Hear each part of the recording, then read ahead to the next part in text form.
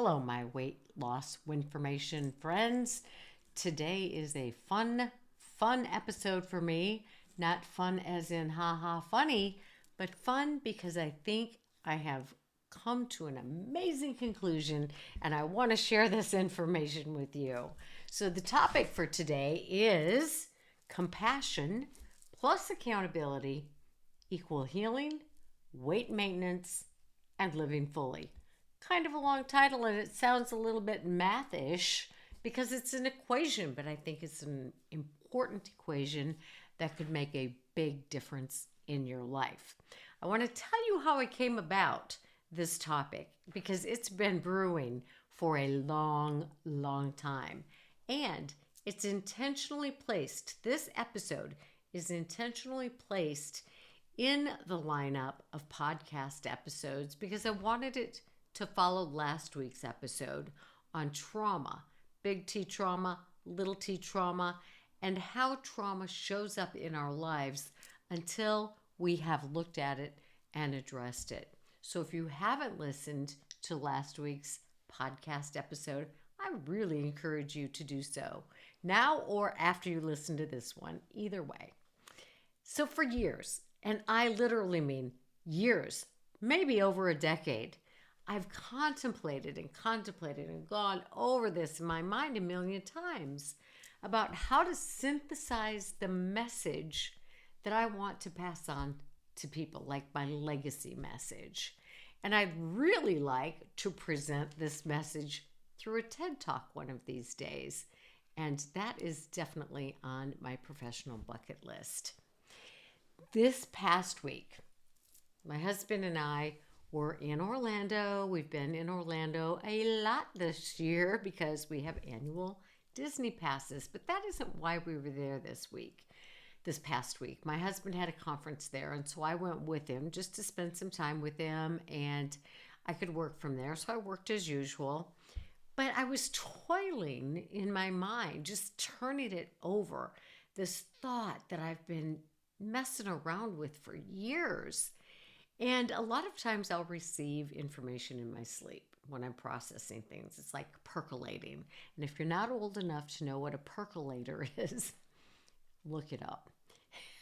So I have these ideas and then I percolate. I let them percolate, sort of cook, as the younger people would say today.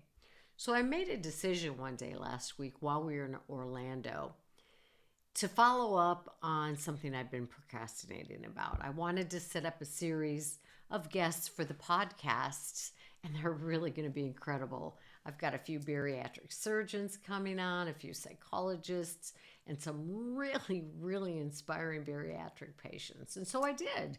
I got myself to get off the procrastination spot I'd been sitting on for a while, and I made my mind up that I was going to act on this goal. I'm big on doing, right? Nothing happens unless you do something.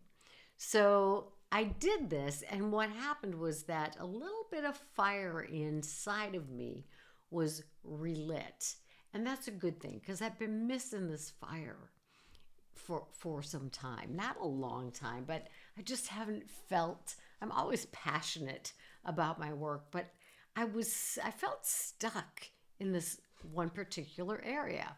Well, so I made my calls, set up some interviews, and then I got a call from a woman I had reached out to fairly recently. She runs a healthy living, weight loss-ish program where people can go for a few days, they can go for a week, they can go for a month. I suppose they can go for months at a time. I don't know. But I asked someone who I know has spent some time there what their program consisted of. And like so many weight loss or wellness programs, to include bariatric treatment centers or GLP weight loss programs, the emotional and the psychological component is kind of missing. And if it's there at all, it's like tucked back in the corner where people may or may not notice that it's there. So I wanted to reach out to the owner of this place and propose that we talk about adding some of the information related to weight loss and weight maintenance that I talk about regularly on the podcast or with my patients or in the mind prep videos. So she emailed me back with a really enthusiastic response.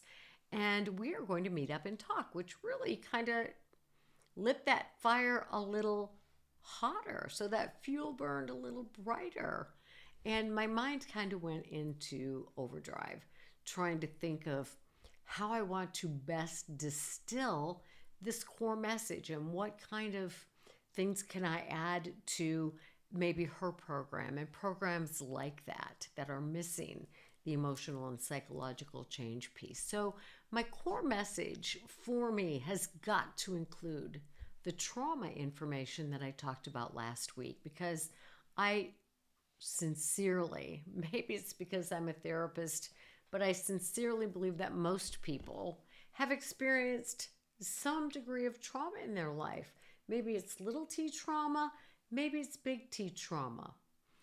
But remember, the idea of distilling my message has been churning for years and years and years. And as I said, as often happens, I will let this stuff brew in my mind.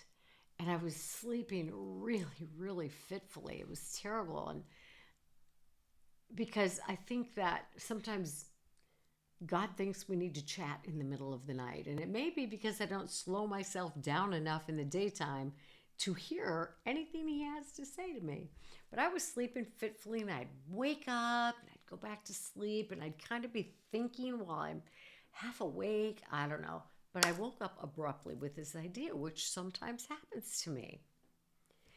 I had a thought, and it was a single word. And I was like, oh, that's the piece. And then another word came to me. And so I want to talk to you today about these two words during this episode and share how I'm going to use the word need. It's a big, strong word. But I believe that you need to utilize both of these words, the bigger concepts related to these words, to both lose weight, maintain weight loss, and reach any other kind of goal you have in your life. Because this information, and of course this podcast, is about weight loss primarily and maintaining weight loss, regardless of how you go about doing that. But honestly, as I've said many times, this podcast, the information that I share, pretty much applies to anybody and any kind of goal people are setting. So you can share this information with people you know and love who are working on other issues, and it will be just as relevant for them. And of course, the two words that I have come to believe are the core of my legacy statement are in the title of the podcast: compassion, self-compassion, but other compassion as well, and accountability, personal accountability. Compassion plus accountability equals healing.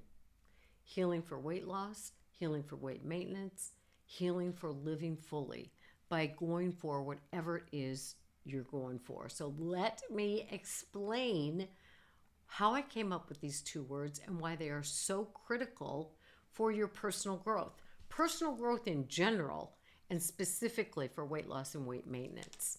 So let's get started, and here are the main topics that I'm going to cover in this episode. My amazing formula, which I've already spilled, for healing, weight maintenance, living fully, achieving other goals. Secondly, the reason I believe compassion is essential, critical, must have for losing weight, for sustaining weight loss, for living fully. Why accountability is also essential and critical to meet these goals and other goals that you have in your life. And then I'm going to give you some suggestions of things that you can try, some winning tools to put into practice this week. So you've heard me give my formula, which is compassion plus accountability equals healing. So as I said, I've been thinking of this for a really, really, really long time. And while this formula may not be the be all and end all, because I'll tell you what, I could fill in a lot of things underneath both of those categories. And in the book that I write about this, I will for sure.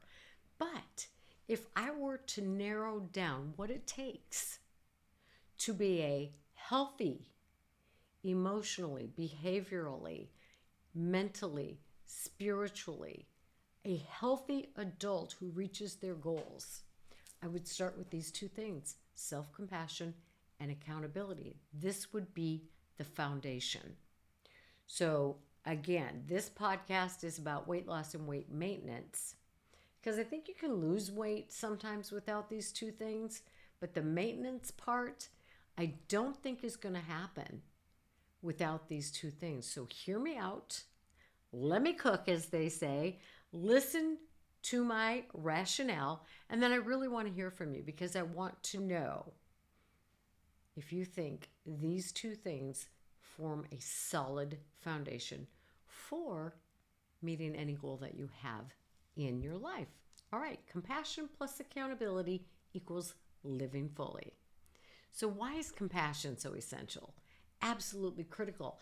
And I promise you, you may get real sick of me talking about that. It's not something that I have been huge on in the past, but it has come to my heart, my soul, my mind, my gut, the places where we know what we know, that this is an essential tool.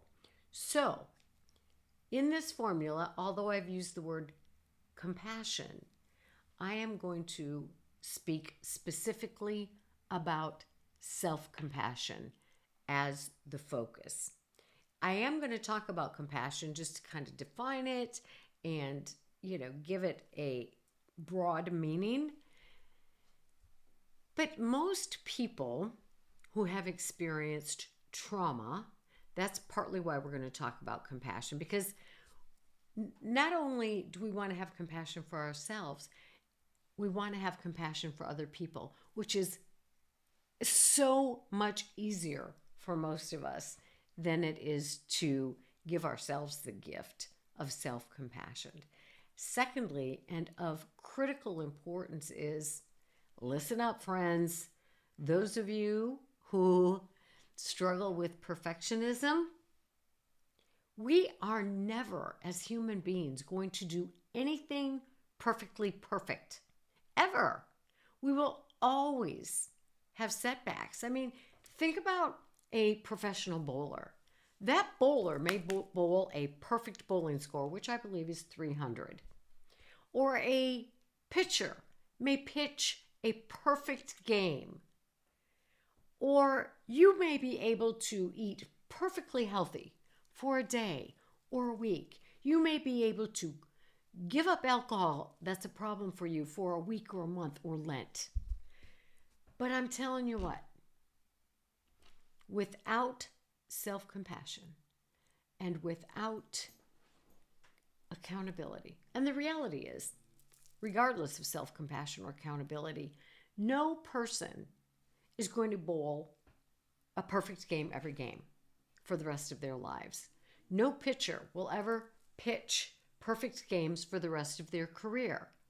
Not many people are going to eat perfectly perfect for the rest of their lives. Some people are able to give up things like alcohol for the rest of their lives. But it takes a lot of self-compassion and a lot of accountability. And the truth is, when it comes to alcohol, drugs, gambling, any kind of addiction, there's usually a number of times that people make attempts to do that before they are able to quit for good. Same with smoking cessation. So that's a little bit different category. But here we are talking about compassion and self-compassion. Now, most of the people that I work with and have worked with in therapy for the past 30 years are so good at compassion. I mean, boy, they got all the compassion in the world for their friends and their, the people in their support group. Compassion out the wazoo. So what is this compassion of which I speak? So compassion is like deep sympathy. Like, I feel for you. I see that you're suffering. I'm aware of that. And it's not just an awareness, but I have a strong desire to act on my feeling. I want to help you. There's a motivation to take some action. What can I do to help? Is there anything you need? Let me know how I can be of service for you. How can I be there with and for you? I just texted a friend of mine who's in my women's group at church who said she's having eye surgery tomorrow. And so and along with several other people, is there anything we can do to help? That's compassion. How can we make this difficult thing you're going through easier for you? So there's a selflessness about compassion. We're there for you. Now, here's one of the reasons why I think for some people, again, this is not across the board, but if we're honest with ourselves, we sometimes, not always, sometimes we do nice things for other people just to do nice things for other people. But sometimes we do nice things for other people so we look good in their eyes. And that's what we call a secondary gain. Yeah, I like helping people, but I also like being needed. Yeah, I like helping people, but I also like getting the accolades. Yeah, I like helping people, but I also like that people notice that I help people. But then it can turn into, oh, they're taking advantage of me. That's a different podcast episode. We've already done that one. But the definition of compassion is I feel for you and I want to do something, and it's a selfless concern. Now, there are some key aspects of compassion, and you're probably going to resonate with all of these because you probably are a very, very compassionate person. So one of the aspects of compassion is you got to be aware of another person's distress. Some people, it just washes over them. It's like other people are, wait a minute. Is there anything you need? Is there any way that I can help you? Misfortune in another person. Somebody might be in physical or emotional pain or having some kind of distress. So if you're a compassionate person, if you show compassion, it requires being aware of it, right? Another thing that shows compassion or defines compassion is you really are motivated to help these people when they're suffering. It's like, do you, offer, how can I help you? Do you need a ride? Can I bring you something? Can I help you with your sadness, with your grief, with your loss, whatever it is? How can I be there with you or for you? So there's a desire to help alleviate that pain. And then there's an action orientation. It's not just this feeling, but there's a strong desire to really reach out and be of help. It kind of goes beyond empathy. So with empathy, we can understand. It's like, oh my gosh, I've been there. I totally get it. But we don't move into, let me tell you my story mode. So compassion is, I get it, been there, done it. But compassion adds this element of, I want to do something to help you. And so most people, most of you listeners, most of the people that I work with, I'd say 99% of the people that I work with are super compassionate human beings. It's genuine. It is heartfelt. People want to help other people when they see that they're in distress. And so many people do so selflessly. There's not a secondary gain reason. Sometimes there is, but for the most part, if you're a compassionate person, you're in tune with, you're aware of other people's pain, you want to do something to alleviate that. Now, there's tremendous amounts of personal benefits of being a compassionate person. And I would encourage you to really seek within yourself and find out, are you a compassionate person pretty much all around? Or are you compassionate for the people who've gone through the things you have gone through?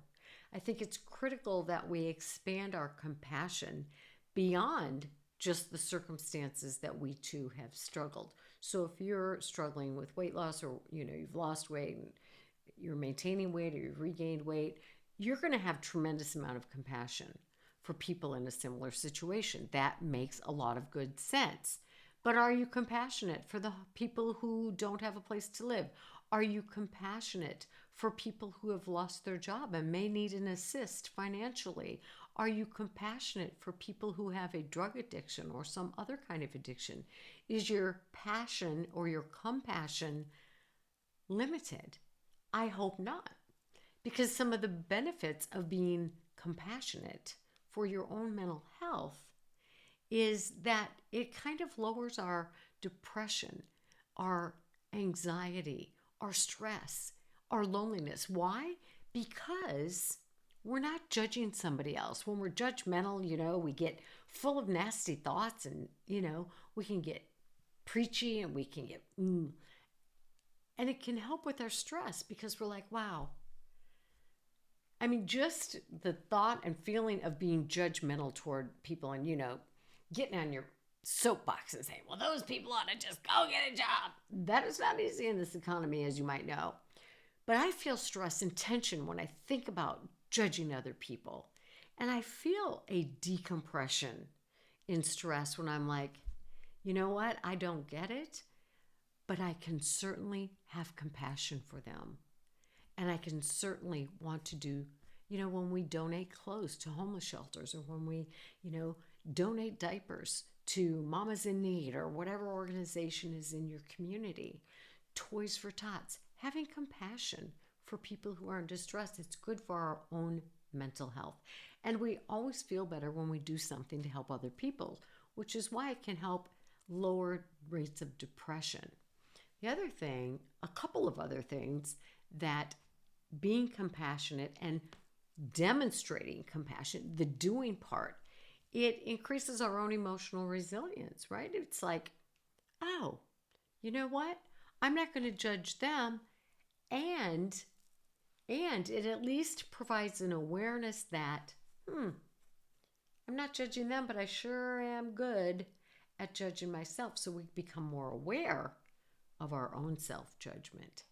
Being compassionate promotes healthy coping skills because we want to help someone else deal with stress or whatever kind of difficulty they're going through.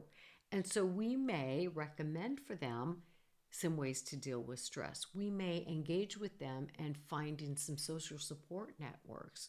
We may help them learn some breathing skills to reduce their stress levels or anxiety. And guess what that does? Anytime you teach somebody something, you are reinforcing it for yourself. And when we're kind toward other people, when we're kind toward ourselves, it improves our self-esteem. It's like, oh, look at me being a good person. That's not a bad thing. That's like giving myself credit for getting out of myself and being all concerned about my own self and my own issues and spending some time doing something for other people. I have met so many amazing volunteers. And there's one person who I believe listens to this podcast named Jill. And Jill, I just want to tell you that you and your husband are by far the most actively compassionate people I have ever met. I have never met two people who do more heartfelt volunteer work than those two people. I just want to give them a shout out. That's a beautiful, beautiful thing. And my mother used to tell me there's a season for everything, right?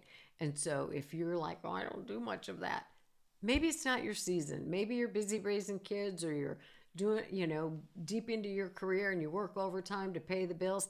It's not your season for that. So by no means was that criticism to anybody else. I just want to give them a shout out because it amazes me. Also, when we show compassion and we do compassionate things, we really, oftentimes, it enhances our social connections because we're doing something with and for somebody. And so it's a social connection. And you've heard me say many, many times that I believe connection is why one of the main reasons we exist is to connect with people, to share the human experience, to help other people and allow other people to help us. That's how we connect on a very real level. All right. And when we behave in a compassionate way toward others, we understand that sometimes people you would never think need help sometimes needs help. And what happens if you look in the mirror with that? Maybe it will help you understand that sometimes you might need help. I had a patient today that I worked with, and she recently had weight loss surgery, and she's like, I don't know, 6 weeks or so out, and she's having tremendous emotion. And she's grieving the loss of food, which would kind of ameliorate those emotions. And she's not liking this, and she's upset because her family members are not being supportive and are not helping her. And she's, a story that I hear from a lot of people. I'm the strong one in the family. I do the things for the people in the family, and they're not here for me, and I'm upset about it, and I'm mad about it. And so we talked about how strong people also need help, but the people around us don't necessarily know that we need help.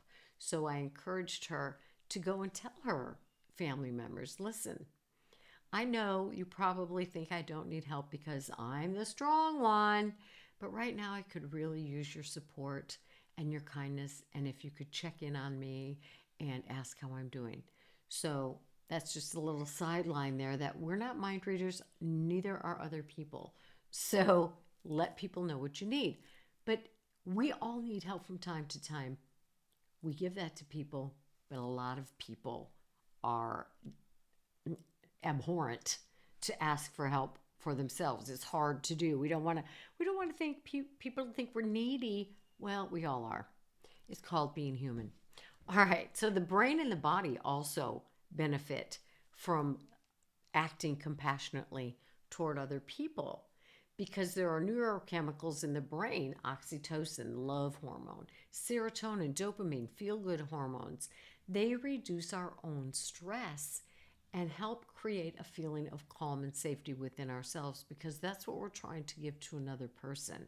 A sense of, it's going to be okay, I'm here to help you, and it helps calm our own nervous system. Isn't that pretty cool? All right, and it helps to build some positive neural pathways in our brain. All right, so you probably are like, yes, that is me. I am compassion, yes, personified. Good for you. That is a great thing. Keep that. Now, I want you to, as I talk about self-compassion, I want you to do a little inventory of yourself in terms of how are you with self-compassion? And then I'm going to share with you the reasons that self-compassion is essential, like foundationally essential, if you're going to grow in any kind of way as a human being. Personal growth, I have come to believe, rests on self-compassion. I think there's going to be limited personal growth in any area of your life. And I'm making a bold statement here. And no, I don't have any research to back this up. But maybe there will be some. Maybe there is some. I don't know. But I'm going to make a bold statement that I believe that without self-compassion, there will be minimal personal growth. I didn't say none, but not nearly as much as there could be. Okay, so self-compassion. Here's what the research has to say, and then I will go on my own little rant. Self-compassion is really critical for our mental health. I talked about how it reduces stress when we're compassionate toward others, does the same for us when we're compassionate toward ourselves. Reduces anxiety, reduces depression. You want those kinds of things? Yes, of course you do. This is one way you can help in that regard, because it fosters what? Kindness toward yourself. Instead of what? What is it most of us engage in? A tremendous amount of self-criticism. I'm going to pause and let that sink in for a minute, because I want you to really ask yourself, do I treat myself through my self-talk, through the behavior toward myself, with more kindness or more criticism? This is an issue for a lot of people. So you've heard it before. People probably say it to you every single day or very frequently. You need to treat yourself with the same kindness, understanding, care, verbal talk that you would to a good friend who is suffering, who makes a setback, who makes a mistake, who's feeling inadequate. You, that compassionate person we just described in the previous minutes, most likely fall short when it comes to giving yourself the same kind of understanding, kind words, care, offering to be there with them when they're having a hard time. Think about your bariatric friends. When they mess up, do you be like, oh, you suck. My God, why do you even bother? I don't know why you try. You're such a loser. If you do, my guess is they're never going to talk to you again. But my other guess is you do that to yourself repeatedly. And that kind of behavior towards self is like putting a steel wall down between you and self-growth. If I am going to pummel myself, if I'm going to neglect myself, my health care, my educational needs, my emotional needs, if I'm going to continue to neglect myself or worse, abuse myself through words, through behaviors towards self, how am I going to make progress for the long haul? I may have bits, starts, and stops, but it's going to be real hard to make significant forward progress, whether it comes to weight loss, weight maintenance, being a good friend, having a healthy relationship with your food, your partner, your children, your coworkers, and reaching any other goal that you set out to achieve. Why? Because you're going to mess up. I mess up every day in some kind of way. And I no longer beat up on myself. And I correct my grandchildren when I hear them say unkind things to themselves because it is a roadblock. And so, treating yourself with the kindness, understanding, and care you would a good friend is critical. Critical. So we're going to talk about the 3 key components of self-compassion. Listen carefully and consider how well you do in these areas. First of all, I'll tell you what they are. Self-kindness, common humanity, and I'll explain what that means. And a word I don't really like because I think it's overused, but it's mindfulness. So let's talk about each of those compassion or those components of self-compassion. So the one is obvious, self-kindness, right? So it's reacting and responding to your own pain, whether it's the pain of, oh my God, I can't believe I said that. I'm so mortified. I'm so embarrassed. Oh my gosh, I can't ever show my face there again. Or whether it's because you reamed out your kid and you feel so guilty, or you called your husband every name in the book, or you talked to your friend very disrespectfully and unkindly, or you blurted out some unkind things at the office and you're like, oh my God, you're just mortified. So it's responding to yourself, your own pain with kindness. Or you really blew your eating plan for a day or a week or a month or whatever it happens to be, or you regained some weight, or you dropped out of school and you really wish you could have that time back, or you didn't get a promotion you were seeking, or whatever it happens to be that you're being really hard on yourself about. So self-kindness is acknowledging your pain and responding with warmth, with understanding, with gentleness, instead of that harsh self-judgment, that harsh self-criticism. And there's a real easy way to learn this. Pretend that it's your best friend coming to you saying, can you believe I blurted this out at the office? Oh my God, how can I ever go back there? You would know what to say to that friend. And it wouldn't be, well, I would just quit right now while you're ahead. You really blew that. You are such a biatch. You wouldn't do that. So write out what you would say to your bestie, then go stand in the mirror and say it to yourself. Yeah, you blew it. You pretty much blew it. You're not the first, you're not the last. Heck, it may not be the last time you blow it yourself. But this is not insurmountable. This is something that we can work to remedy. We can make a plan for apologizing and talking to people. That is warmth. That is understanding. That is gentleness. So just take and write out what you would say to your friend, then go say it to yourself in the mirror. Common humanity, what does that have to do with self-compassion? Well, when we realize that, like our friends, like our best friends, like our parents, siblings, partners, children, co-workers, the general public, you too, me too, am going to experience emotional pain, whether it's because of something I did, whether it's something I deem as a failure, whether it's some kind of imperfection. It's a universal experience. You are not terminally unique, and that is not a compliment. Terminal uniqueness is a very dangerous thing to have. It means I'm better than everybody and I should be perfect. I'm better than everybody. I don't behave that way. Yes, you do. And yes, I do. And we all make mistakes. And when we can recognize that our common humanity means we ain't perfect, and we will make mistakes, and we will have setbacks, and we will have suffering.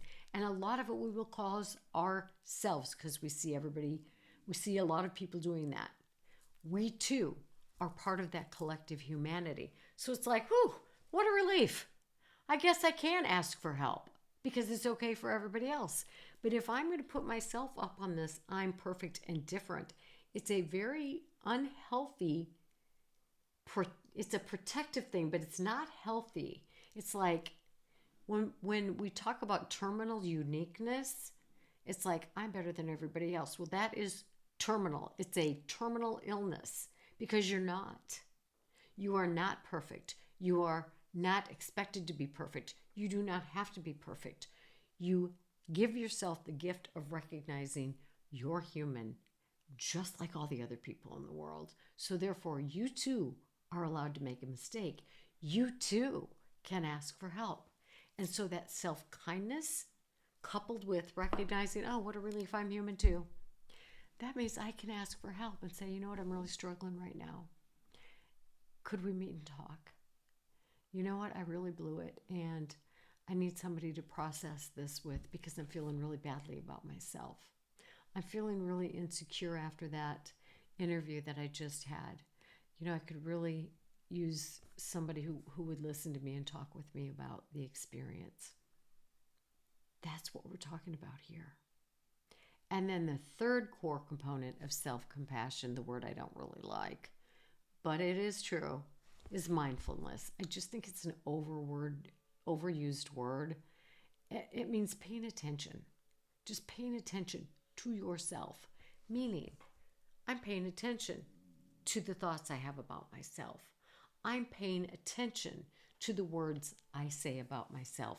I'm paying attention to how I feel. And I'm not going to judge myself for feeling. I'm not going to judge myself for having a negative thought. I'm going to use my second word, accountability, which is going to come to play later.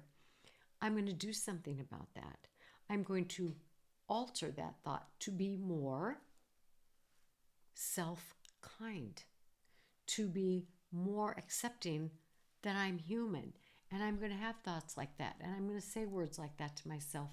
But if I'm observing this, I can make a decision and not have to judge myself. I can come up with another way to do this. So here's something to be aware of. So here's what self-compassion is not. It's not an excuse. Oh, Lord. So my husband and I had a great big huge fight a couple of years ago. And I was so hurt about something he didn't do, and it was related to a birthday and whatever. It was a lack of acknowledgement. We've been married 42 years. It's not a surprise to him that I like a birthday card and a gift. I don't care if it's a trinket. I want to be thought of. He knows it. Because on our first anniversary, he got nothing, no card, or my first birthday that we were married. And I made it very clear to him that this better not ever happen again. Well, it happened again a few years ago. And I very appropriately shared with him my thoughts, my feelings, how I felt, what I wanted, what I needed. And his self-compassion threw me into a rage, which was not okay on my part. But what he said was not self-compassion. What he said was, I'm flawed. Excuse me, you're flawed? No shit, Sherlock. You are human and you are flawed, and I get that, but that is not an excuse for something you have known for 42 years. And I lost my crap, which was totally equally inappropriate. However, self-compassion is not an excuse. You don't get to make excuses. You don't get to have self-pity. Oh, golly gee, I'm sorry. I'm flawed. Oh, I wanted to smack him. I didn't. I just raged, which was equally inappropriate. However, I took responsibility and apologized for that behavior later. But self-compassion is not letting yourself off the hook. Well, gee, I'm flawed, so I guess, we make mistakes. I'm human. Yes, that's true. So we're going to be kind about it, but we're also going to decide what we want to do about that. We don't want to just make a series of of mistakes and set ourselves way back and go, oh, golly gee whiz, I'm not perfect. No, you're not, and you don't need to be. But you also don't need to give yourself excuses for not doing what you say you want to do. Self-compassion is not self-esteem. It's not an evaluation. It's not about achievements. It's a way of relating to oneself, right? Good times, bad times. I'm not going to pummel myself. I'm not going to be absolutely verbally abusive to myself. I'm not going to treat myself with abuse of any kind. I'm not going to fill myself with unhealthy drugs. I'm not going to cut myself. I'm not going to starve myself. I'm not going to overindulge. I'm not doing that. Self-compassion is kindness. It's awareness that we're not human without using that as an excuse. But it has nothing to do with, how good I feel about how I perform my job. That's not what we're talking about. The other thing is self-compassion is not selfishness. Self-compassion is an internal way of coping with my own pain. Coping with my pain of, I did something that I feel bad about. I went off my meal plan. It's about kindness for doing that. It's not excusing myself, well, I'm human, I'm going to make mistakes. Yes, you are. It's also not, I'm a horrible human being because I made a mistake. It's self-compassion with accountability. I think you know where I'm going to go with combining these two things, because I can give myself oh, I'm human, everybody makes mistakes, but that's not going to lead to growth. I'm human, I make mistakes. I'm going to be kind and gentle with myself as I learn how to do it better. That is what leads to growth. All right. So we want to be kind. We want to show self-compassion, because that negativity that builds up when we berate ourselves and we're so unkind and harsh to ourselves takes us down a negative road, right? So self-compassion can reduce those negative emotions and improve stress management, because when we get down on ourselves and we're doing that beating of ourselves, or we're beating our bodies through excessive alcoholism, or whatever it is we're doing to punish ourselves, it causes more stress. So self-compassion reduces stress. So many positives here. And it increases resilience, because it's likely that you might slip up in some way again, given your humanness. but we're not going to use that as an excuse. We're going to say, you know what? I messed up, and I messed up again, and I messed up again. But I'm not going to beat myself, and I'm not going to go backwards. I'm going to get back up, and I'm going to start that healthy eating again right now.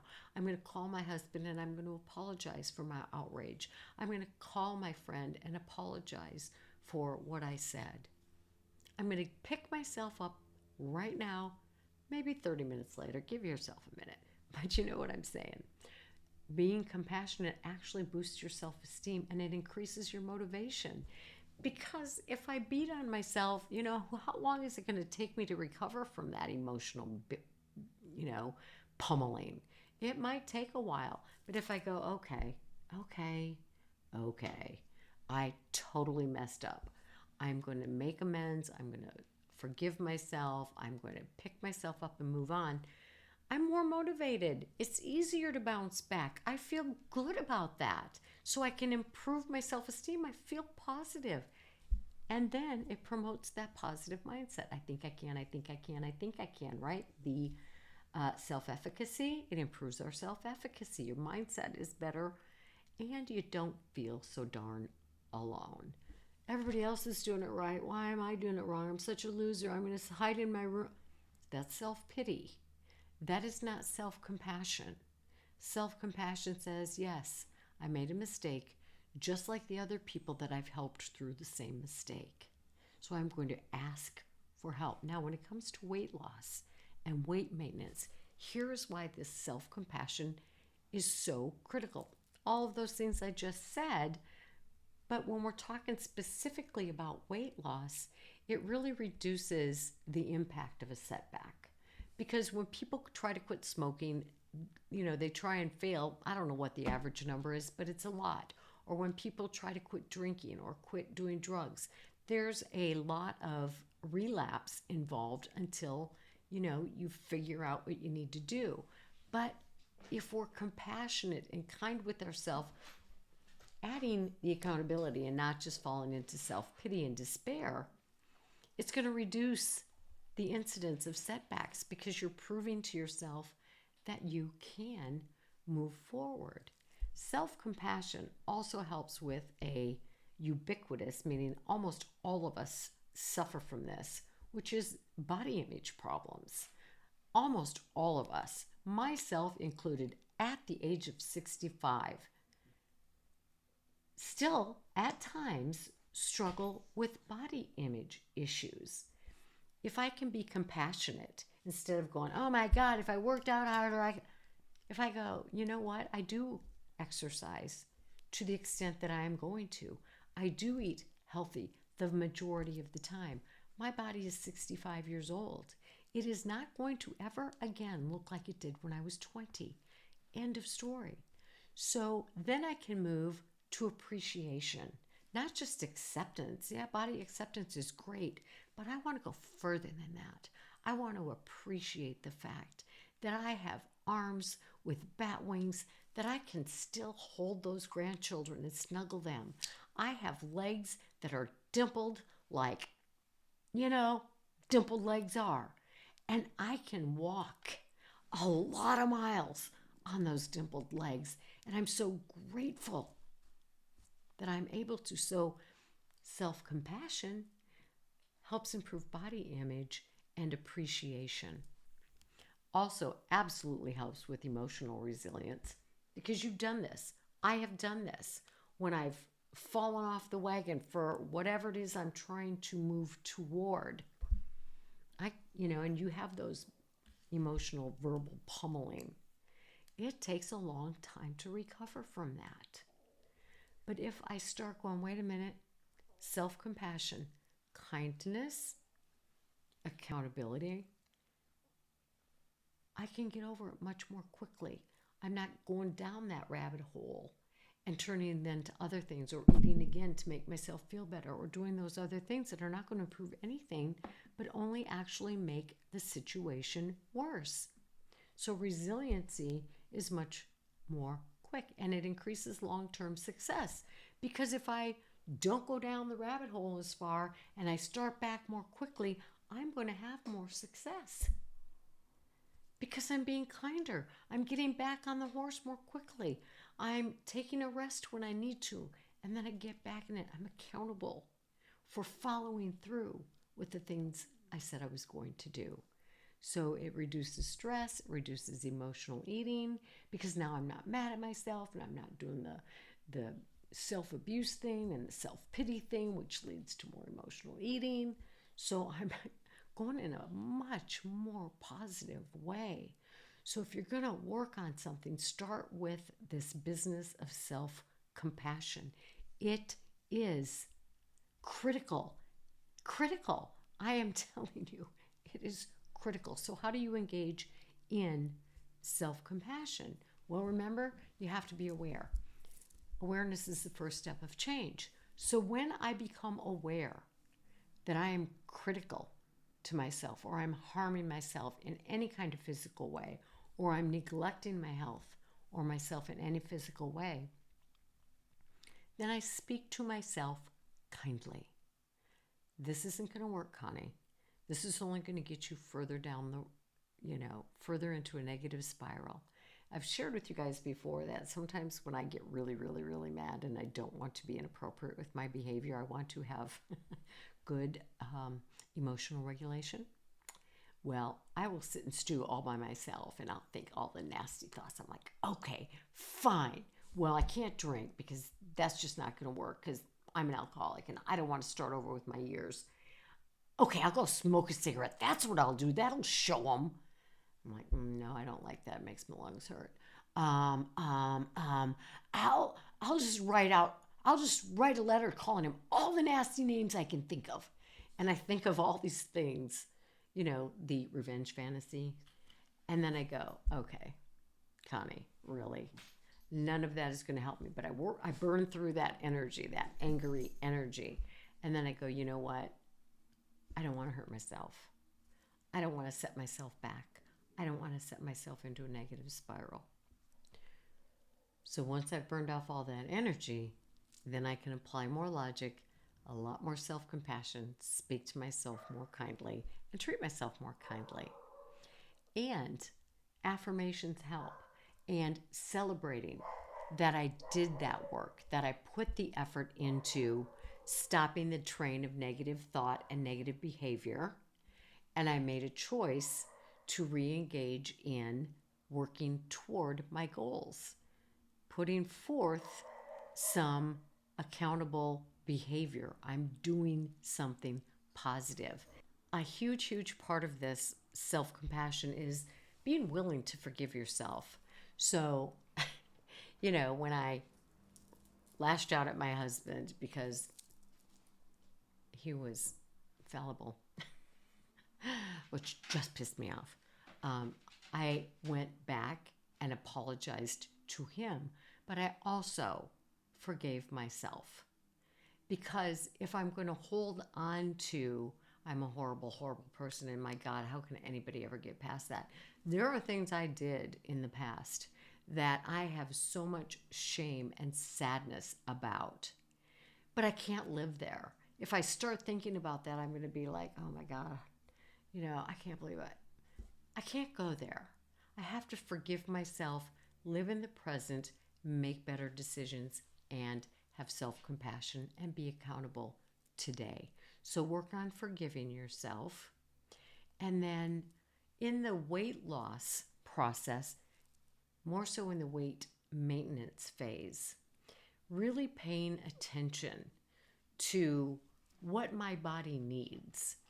Sometimes I know I need to get up and move this body. I sit for so many hours a day that sometimes I'm like, I just got to get up. There are times when, this may sound weird, but it's a yoga thing. I feel like I need to go stand on my head. I just need to go stand on my head. Well, that's not good for my neck. So I have this little contraption that you can get for yoga people where it holds your head and holds onto your shoulders and you can go upside down. And that somehow recalibrates me. But you pay attention to what your body needs. I need a nap, or I just need a few minutes away from everybody. So pay attention and be mindful to what you need and follow through in a kind way.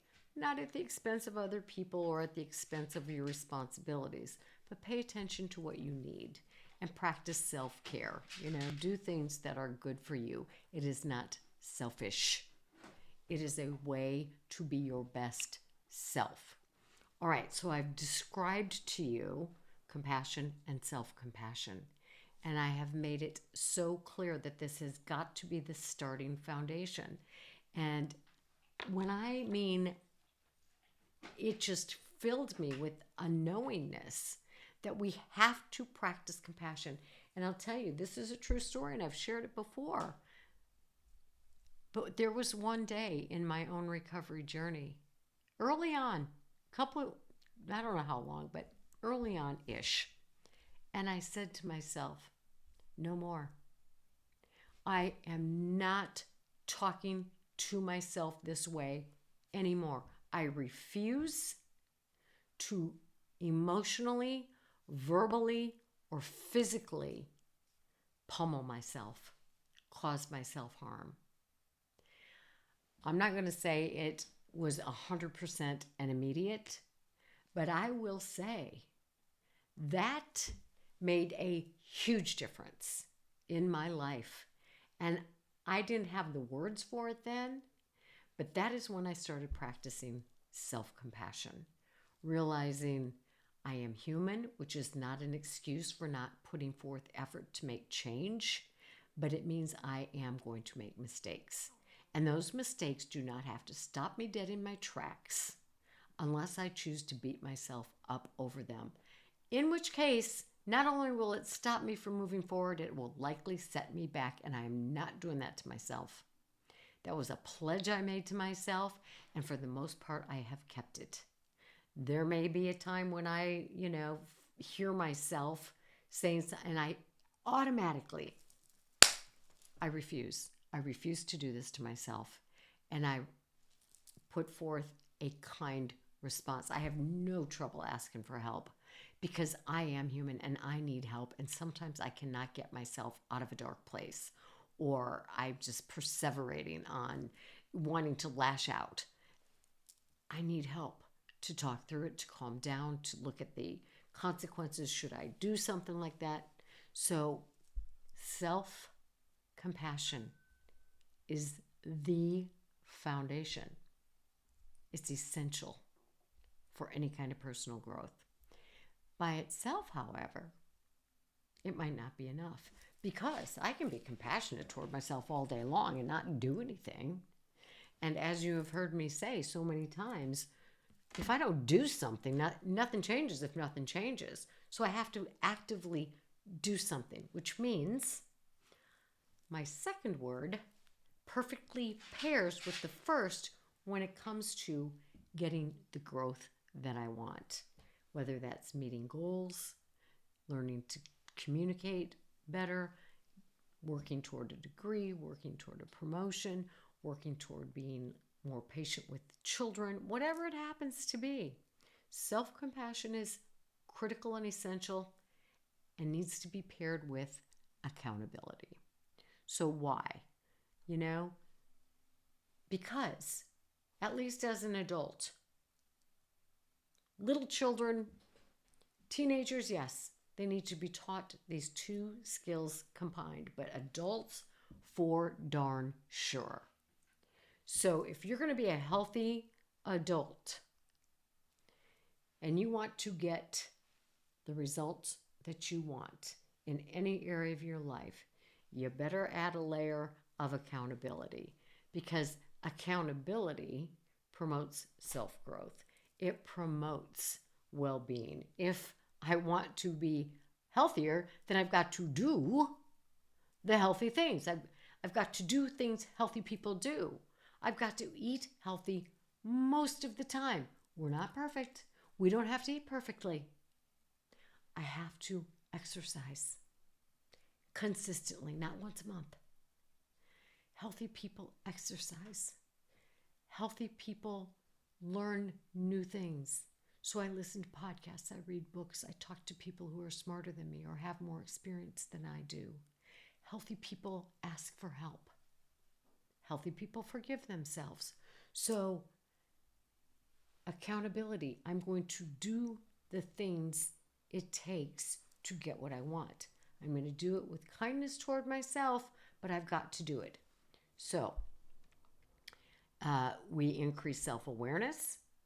Like, oh, I can be nice to myself and sit here all day long, but if I want the results, then I'm aware that I got to get up and do something. And it's so empowering because when I do the thing, whether it's eat the next healthy meal or speak kindly to the next person I see or fill out the job application for the job that I want or sign up for a course I want to take or volunteer to take food to the people who don't have it, whatever it is, the doing is so empowering. It's like, oh, look at me. I had somebody earlier today tell me how many steps they walked already today, and they were so proud. And that's so exciting because it empowers you to be able to do it next time. It's very empowering. It reduces negative thoughts. Doing reduces negative thoughts. Being accountable decreases negative behavior. So it's less emotional eating, less making excuses for, well, I didn't pack a lunch. It encourages doing the things you need to do, like packing your own food to take to the ball field, like packing your whole family's food to take to the ball field, like keeping a cooler in your car with protein drinks and Greek yogurt so you have protein available and you can't say, well, gosh, I didn't do that. I have to stop at fast food. Accountability increases healthy behaviors and it builds trust in who? In yourself. When I say I'm going to exercise and I do it, I can now trust myself. It's just like another person. If your friend tells you they're going to help you move from one house to another and they don't show up, they fall down a little bit on that trustworthy notch.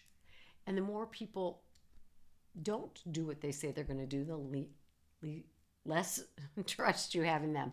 And it's the same for yourself. So we build our trust by doing the things we say we're going to do, by being accountable to ourselves. That's what leads to personal growth. That's what leads to weight management success. That's what leads to getting the degree. It's the doing of what you say you're going to do. It's the practicing of the golf swing. It's the practicing of the tennis swing. It's the practicing of lowering your voice when you talk to your children. It's the doing. It's the repeated effort. It's the consistency. So we build trust in ourselves when we're accountable and follow through.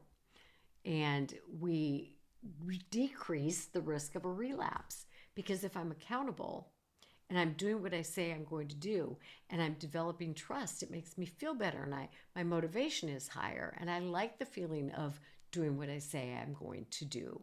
And it decreases the chances of me falling back into a relapse. Does it negate them completely? Probably not. But then we can respond with self-compassion and getting up and doing again. Accountability is a good way to get information. So there are different ways of being accountable, right? You can use technology to track your food, or you can use a journal to track your exercise. But all of these, whatever you choose as far as accountability, like having an accountability friend, checking in with a sponsor, having a mentor, following through, letting them know. However you do accountability, it increases your motivation. Because when we realize I'm capable of doing this, we don't have an excuse. We know we can do it, and we're more motivated to do it because when we do it, we feel better. It encourages consistency. So when I'm accountable, it's like, okay, I did that. And remember, don't set yourself up for failure by trying to be perfect. Nobody said you have to eat perfectly all the time. Nobody said you have to exercise 7 days a week. It's consistency. More days than not. you improve how you feel, you improve how you think, you feel proud of yourself, your self-efficacy, I think I can, increases. You learn the habit of honest self-assessment. You know how you don't want to, I don't know what they used to say in Weight Watchers, but I'll bet a lot of you could tell me, the lick, the taste, they had a little acronym for it, but those things count. And so by tracking, by being accountable for all the things you do, not saying you walked 15,000 steps. If you walked 10, just own it and be proud of what you have done. Celebrate the accomplishments. That builds your self-esteem. It builds your self-motivation. And you become more responsible, more trustworthy to yourself and to other people. And accountability provides you with feedback. If you're keeping a food log or an exercise log or a weight log and you look at it and you're like, something's not right, you can pinpoint. It gives you information. Where are things messed up here? Where am I going off the rails? And you can then change that behavior. So you can overcome challenges by having data to support, this is what I'm doing. You have an accountability partner. And they say, well, you haven't checked in with me for a month. That gives you information. Oh, I did better when I was checking in. So it gives you information. Let me get back on that. So ways to be accountable: do find a partner, a family member, a friend, somebody who's in it to win it with you. They don't even have to be doing it with you, but they're willing to be there for you. A mentor, a sponsor, somebody who is willing to say, you know what, I'm here for you. Let me see how you're doing. I'm not going to beat you up. What can I do to help? They're going to be compassionate toward you. And if you're compassionate toward yourself, you're much more likely to engage in further accountability and further doing. So you can find a partner, you can use technology, you can keep a journal. Setting public goals is a good one, right? You tell everybody, hey, I'm gonna walk, or I'm gonna go to yoga, or I'm gonna go to Zumba, or I'm gonna, go skateboarding, or whatever you do for movement. I'm gonna go do that. I'm gonna do it 5 times this week for 30 minutes a time. So you let people know so they can say how to go. And then you have to have regular check-ins with those people. That's also accountability. Join a group. Create a group. There are all kinds of walking groups. There are meetup groups. Start your own in your neighborhood with some of your bariatric friends. There's no group near me. Well, freaking start one. Take it on. Make it a project. Do it. And I love working with professionals. For exercise, if you can afford having a trainer, it's a great idea because you're more likely to show up if somebody's expecting you. If you can't afford a trainer, then ask your buddy to, I'm going to work out with this TV exercise video. I'm going to call you when I'm finished, and then do that. If you can afford a coach, if you can afford a therapist, I know it's not available to everybody, but let me tell you, and I was recording a podcast yesterday with another therapist, and we were talking about how much free information is out there. And I've had people give me grief because the retreats that I do are fairly costly. And I say, I understand that. And I understand that this is not something everybody can do. But I have 250 hours worth of episodes on my podcast. That is 250 hours of psychological education with no cost attached to it at all. Same with dietitians, same with exercise people. There is so much free, amazing, professional content available to you that if you're not using it, that is a lack of accountability on your part. So you might want to start there. All right, I'm going to wrap up. So much great information, but I'm hoping that you can see why the pairing of self-compassion and accountability is the absolute foundation for any kind of personal growth, specifically for weight maintenance, specifically for anything you're attempting to do in your life. If you have a foundation of self-compassion, not excuses, healthy self-compassion and healthy accountability, foregoing perfection, you've got the secret, you've got the formula for personal growth. Absolutely, I am totally convinced of this. So, what I'd like you to try, here's a couple ideas. So, partner up with a friend and practice self-compassion statements. So, talk to somebody and say, okay, here's the situation. I blow my food plan for the day.